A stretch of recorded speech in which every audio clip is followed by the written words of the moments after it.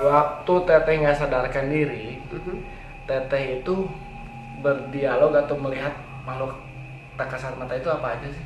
Banyak, Kak. Yang salah satunya kalau saya melihat ke depan, saya melihat satu kakek-kakek yang bertongkat. Gitu. Dan kalau saya melihat ke atas, saya melihat yang namanya orang pakai jubah putih tapi tanpa wajah.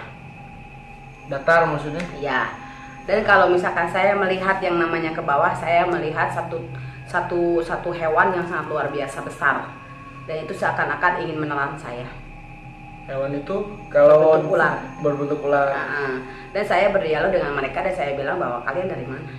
Saya tidak mengenal kalian. Kenapa kalian melihat saya dan seakan-akan kalian ingin membunuh saya?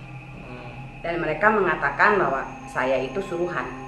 Dan saya tidak akan pernah menyebutkan salah satu nama, tapi yang jelas kamu harus mati. Tidak mati kamu harus gila.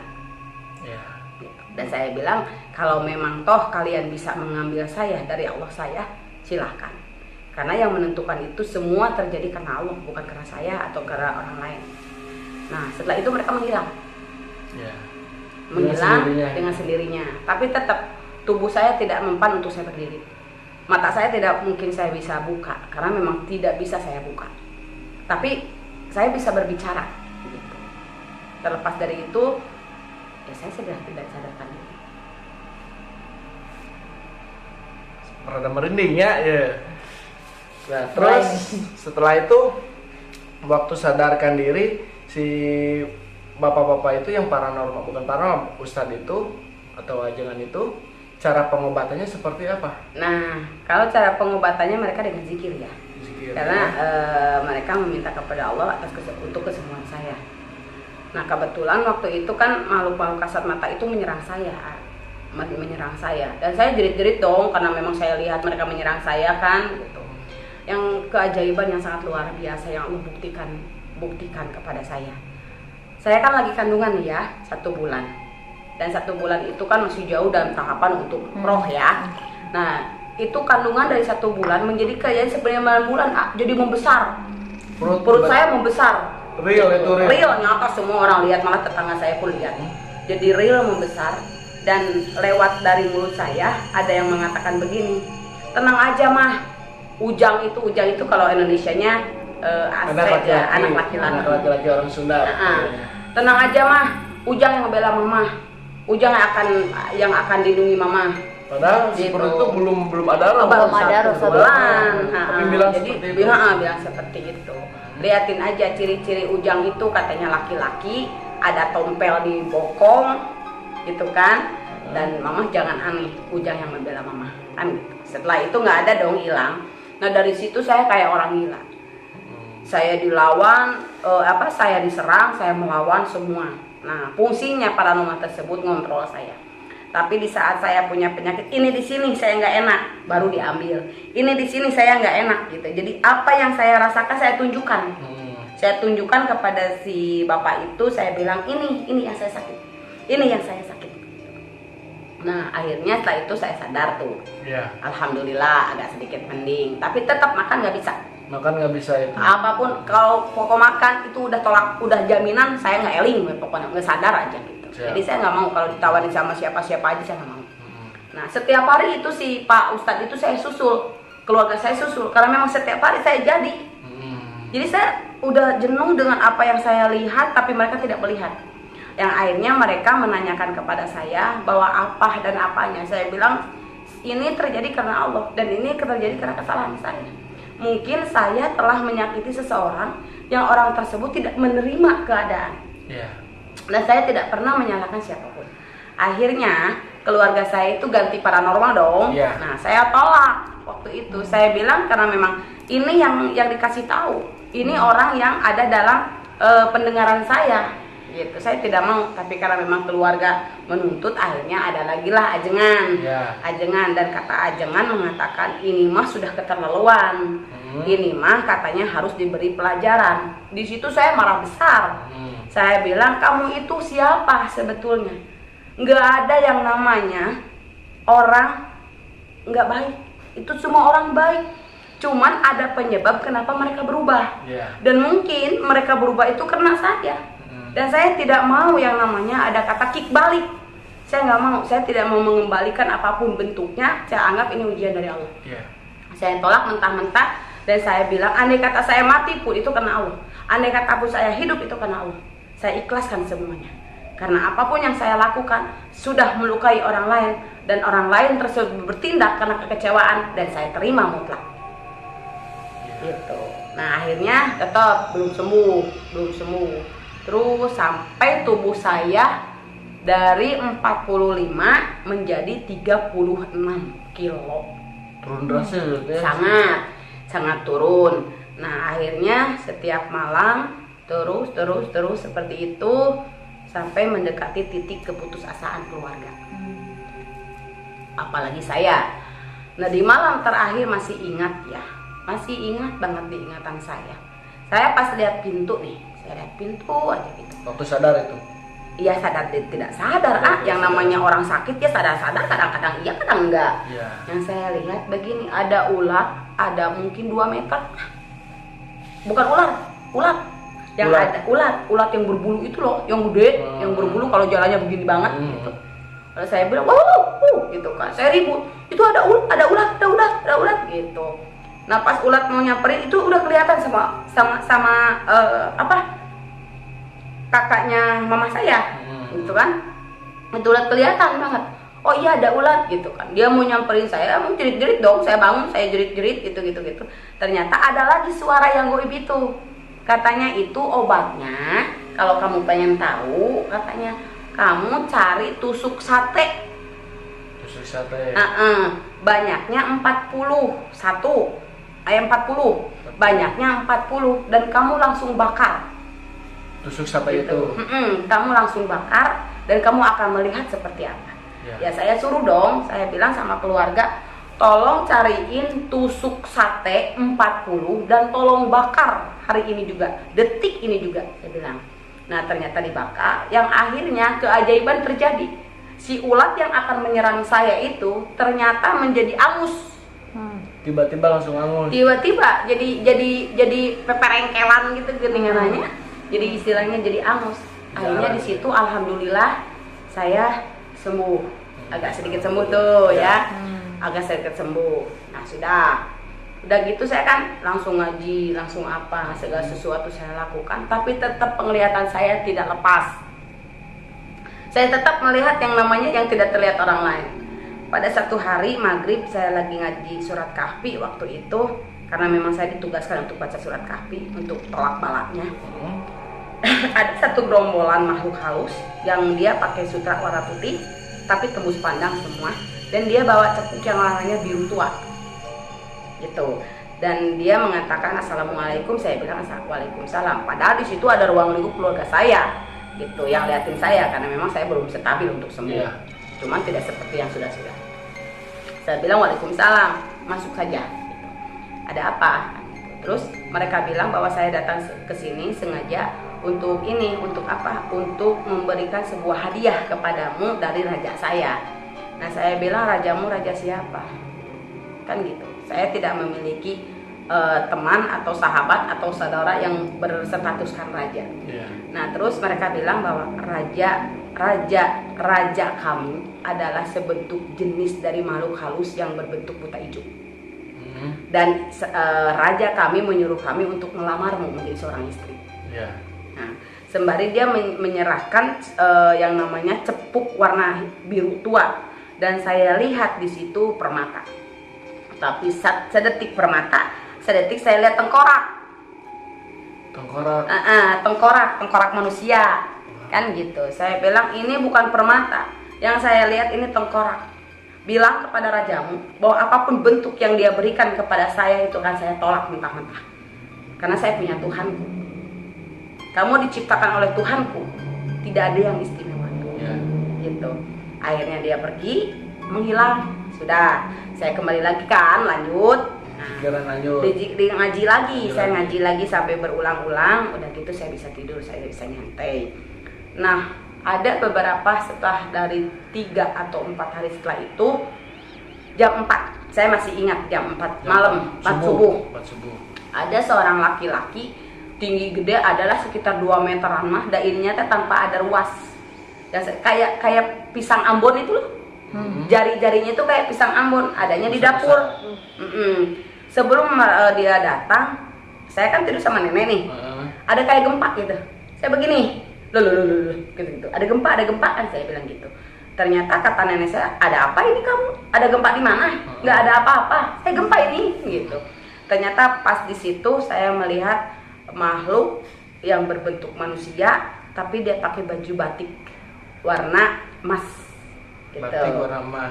Baju batik ya, warna emas, dan dia mengatakan, "Hei, makhluk Allah yang nyata, saya mencintaimu. Saya menginginkanmu menjadi istri saya. Apa yang kamu inginkan di dunia ini, di dalam hidup kamu, saya akan penuhi. Kamu pengen batas kemana-kemana, kamu kaya. Kamu banyak uang." Gitu kan? Nah, tapi dengan satu syarat, kamu bisa ditikah oleh saya, dikawin oleh saya. Terus saya bilang, kamu siapa? Saya adalah raja di bangsa saya. Saya adalah raja buta ijo. Kan gitu. Oh, tadi gitu. yang tadi itu tuh langsung datang si raja. Iya, langsung rajanya langsung datang. Saya bilang, saya tolak. Andai kata kamu mencintai saya, ada begitu banyak cara kau mencintai saya. Karena antara yang kasat mata dengan yang nyata itu tidak mungkin bersama, tidak mungkin bersatu. Tapi kamu memiliki sebuah keistimewaan, dan saya diciptakan Allah dengan kesempurnaan manusia. Nah, kalau memang kamu mencintai saya, tolong bantu saya dalam segala sisi yang menurut saya, dengan akidah agama saya, keyakinan saya kepada Allah, dan dengan bantuanmu saya bisa menjadi sesuatu yang luar biasa. Nah, pada akhirnya dia menatap saya, menatap lama, dan dia mengatakan, saya siap. Saya akan membantumu dalam segala hal, apalagi kalau ada orang yang memintamu menolong bantuan, sebangsa saya yang jaya. Di situ kamu akan membuktikan janji saya. Tanpa syarat dari si raja. Tanpa syarat. Maksudnya tanpa pernikahan gitu ya? Tidak ada sampai pernikahan. Saya tolak perkawinan. Tidak ada yang namanya manusia dengan makhluk yang tidak terlihat itu menikah, itu tidak ada. Andai kata pun ada, itu mungkin keajaiban ya. Karena apapun yang saya yakini, kalau tidak ada kehendak Allah, itu tidak akan terjadi. Tapi kalau Allah berkehendak apapun, itu pasti kun fayakun, itu pasti terjadi. Nah, alhamdulillah tanpa ada sebuah perkawinan, dia membuktikan cintanya, dan akhirnya alhamdulillah. Nah, sampai saya tahu bantuan mereka itu masih belum jelas dong. Ya, saya yang penting menyelamatkan diri aja supaya mereka itu jangan merongrong saya, jangan mengganggu saya dalam hidup. Sudah beres, aman. Enak aja enjoy nih, karena semakin perut saya semakin membesar kan, semakin membesar gitu kan. Datang lagi, itu hari Senin malam Selasa. Ada jam 1 malam, saya ada hembusan angin dan desis ular waktu itu. Desis ularnya sangat jelas, karena kebetulan waktu itu saya di bawah ya, nenek saya di atas, di kasur, saya di bawah kasur, di bawahnya. Desis, saya bilang ini ada apa? Pas saya lihat ke pintu kamar, ternyata ada ular gede, ukurannya 2 meter, dengan lebar ala sekitar 20 atau 30 cm lah ya. Nah, dia nyamperin saya bilang astagfirullahaladzim, saya bilang Allahu Akbar, ini apa lagi kan gitu. Nah, setelah itu saya melihat si makhluk ular tersebut kenapa berdiri gitu loh. Ularnya langsung berdiri. Langsung berdiri. Udah menjelma. Nah, langsung berdiri. Nah, sudah berdiri, dia berubah. Sebagian dari yang namanya perut ke atas itu laki-laki, dengan berpenampilan di sini sama di sini itu sebagai apa kayak ya? Kerajaan. Kayak kerajaan seperti itu. Mas-mas itu. Dan rambutnya itu ikal sekali dengan pakaian, dengan memakai ini apa sih, mahkota. Nah, tapi dari yang namanya perut ke bawah, pusar ke bawah, itu lingkaran ular. Yang di ekornya itu ada mutiara, ada apa ya? Ada berliapnya. Namanya teh ada piramida kayak gitu loh, kayak permata gitu, kayak apa gitu warna pink. Saya bilang, Anda siapa? Kenapa Anda datang kepada saya? Saya adalah Raja Ular yang menyukai hatimu, yang menyukai kecantikanmu. Dan saya akan memperistrimu. Apa yang kamu inginkan akan saya penuhi. apa yang kamu harapkan akan terpenuhi. Gitu. Saya bilang, kok bisa begini ya? Yang kemarin datang buta hijau, yang sekarang datang ngaku-ngaku ular. Kan saya seperti orang kayak gila ya. Saya percaya ya karena memang saya lihat, saya tidak percaya karena memang orang lain tidak lihat. Nah, saya bilang, terus maksud kamu apa? Saya tidak mungkin menikah dengan yang namanya makhluk yang tidak terlihat. Dan karena saya sudah punya suami, saya punya anak. Gitu. Dan alasan kamu untuk mencintai saya dengan cara kalian seperti itu apa maksudnya? Apa tujuannya? Apa yang kalian lihat? Dan jawaban mereka simpel. Karena hatimu. Iya, berarti mereka itu menilainya dari hati langsung berarti ya? Iya, walau alam. Karena mereka jauh itu karena hatimu. Hatimu yang mengundang saya datang ke sini dan yang membawa cinta saya kepada kamu. Karena kami akan membantumu dalam segala hal, apalagi tentang harta. Gitu. Saya bilang saya butuh harta, tapi tidak dengan cara seperti ini. Kalau memang kamu mencintai saya dan kamu menyayangi saya bilang, tolong bantu saya. Secara real, secara nyata, tidak secara saya ngobrol dengan kamu yang tidak terlihat orang. Nah, setelah itu dia menatap saya, menatap dalam. Ada beberapa detik setelah dia menatap saya, dia mengatakan bahwa saya akan bantu kamu. Saya akan bantu kamu. Tanpa syarat. Tanpa syarat lagi. Iya, tanpa syarat. Saya menolak perkawinan, saya menolak cinta mereka, tapi saya meminta bantuan kalau memang kamu ada izin Allah membantu saya, bantu saya. Bantu saya menjalani kehidupan dengan lebih beda dari yang sekarang. Gitu. Setelah itu dan alhamdulillah, oke, kamu akan membuktikan bantuan-bantuan saya. Sudah kan? Nah, saya berlangsung lagi. Biasa, apapun bentuknya itu saya lalui semua. Yang pada jam 9 pagi-pagi, saya pun ada yang namanya kuntilanak lah ya. Kalau sekarang lah ya, kuntilanak gitu. Kuntilanak jam 9 pagi itu selalu hadir, selalu datang ngajak saya gitu. Itu bentuk kuntilanak itu seperti apa sih? Ya, yang saya lihat itu kan, kuntilanak itu kan memakai baju putih tanpa tangan. Jadi tanpa tangan tuh tangannya nggak kelihatan, terus kakinya nggak kelihatan, terus kan rambutnya ikal panjang, gitu. Ininya hitam tanpa mata, tapi hitam lingkarannya tanpa biji mata, gitu. Terus kan hidungnya juga saya tidak jelas, bibirnya saya tidak jelas, cuman karena memang sebagian tertutup rambut, sebagian terbuka, gitu. Dan yang saya lihat waktu itu, yang saya fokus bahwa itu kuntilanak, saya melihat di sini begitu banyak yang namanya apa sih? Belatung. Jadi isi matanya tuh belatung gitu loh. Belatung yang membuat lingkaran gitu. Tapi saya tidak takut. Dia bilang, "Yuk kita main yuk." "Ayo." Kan gitu. Kebetulan waktu itu saya ngikutin, saya duduk di di selokan, tapi ada gotnya itu loh ya. Saya duduk, itu kan jalan umum tuh. Saya jalan umum loh. Jadi sadar itu. Iya, sadar ya, karena saya selalu sadar, cuman tidak bisa bawa untuk kesadaran saya itu kan, karena saya ngikutin ajakan mereka, karena asik juga sih. Udah gitu dia ngobrolnya kemana aja nggak jelas gitu kan. Otomatis kan yang lewat itu aneh. Loh, ini kenapa kan gitu? Loh, ini kenapa? Nah, disitulah saya dikatakan tetangga bahwa saya depresi. Samarkan gila berarti. Iya, dianggap mereka itu saya gila. Gitu, padahal saya berpikir saya tidak gila. Saya itu ngobrol dengan yang saya lihat, tapi mereka tidak melihat. Gitu. Berarti selama ini orang gila di jalanan itu berarti didampingi sama makhluk seperti itu. Ya, seperti itu. Makanya kalau misalkan Teteh coba lihat, kalau Teteh lihat orang gila selalu tersenyum.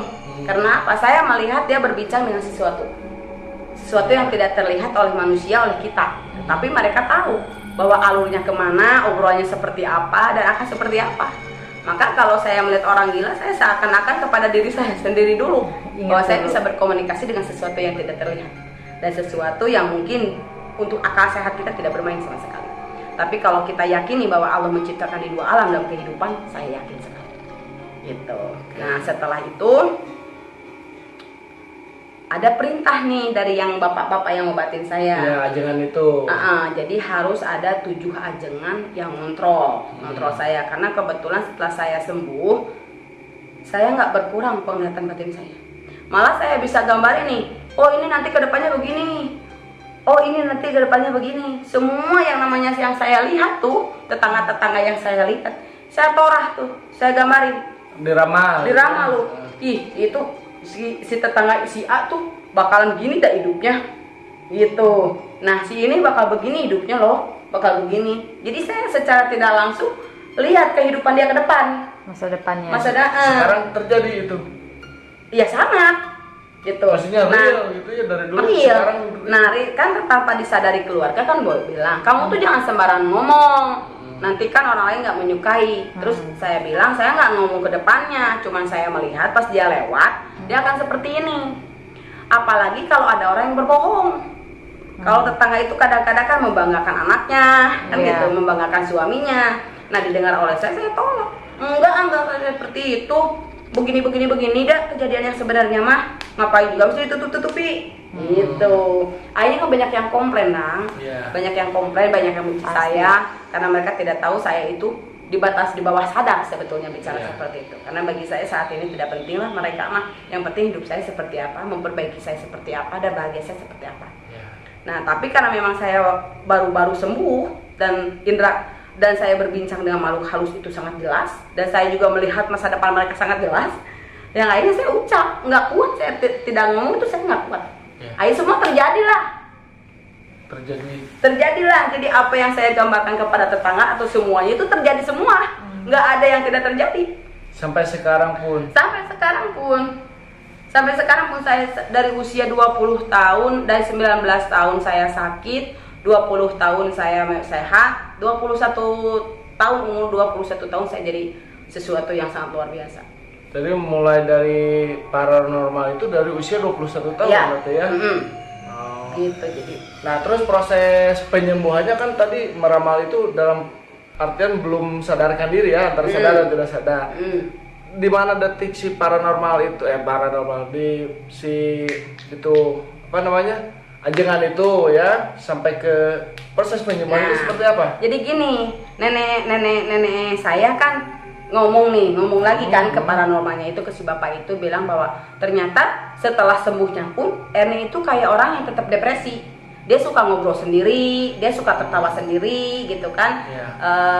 Dia juga istilahnya enggak masuk akal aja kalau bicara. Jadi orang takut nenek saya, orang takut tersinggung, takut tidak suka gitu kalau saya ngomong apa-apa.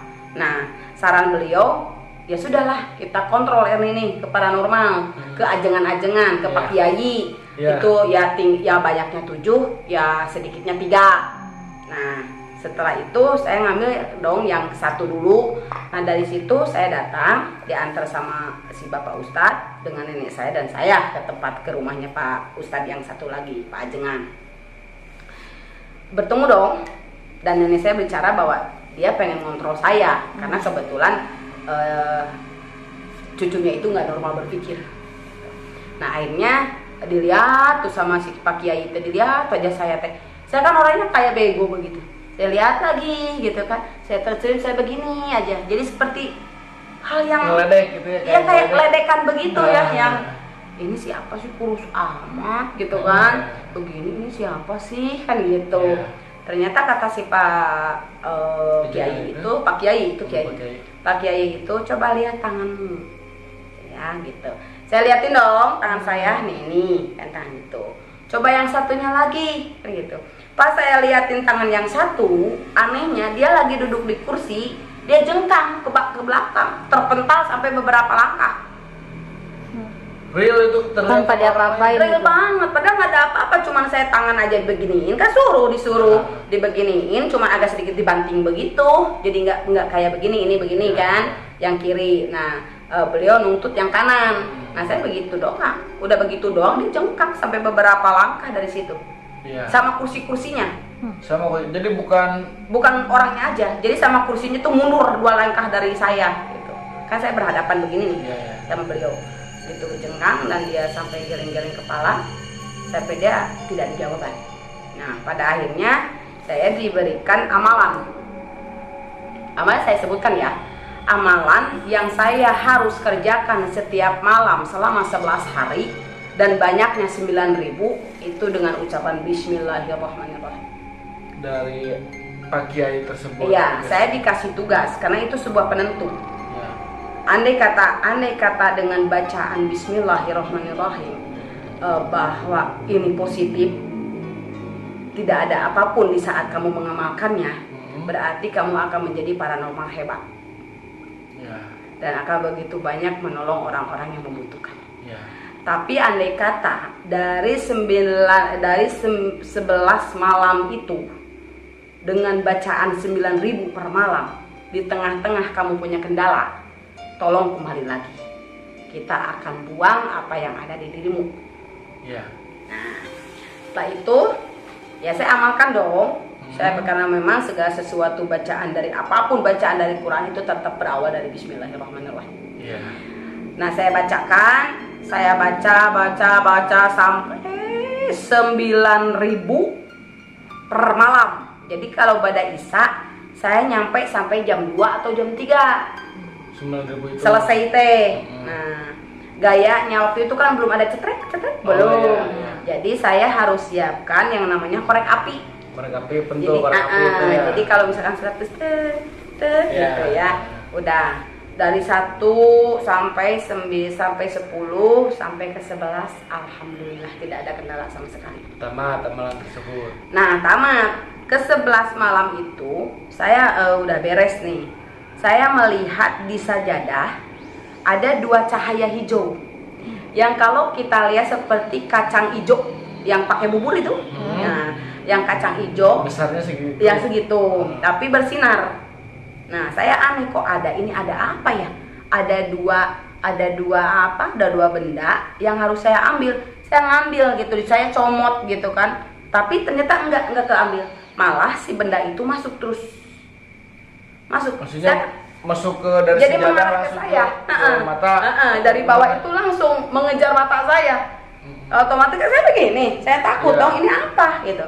Tapi tidak ada itu, langsung udah gitu nembus 2 mata saya.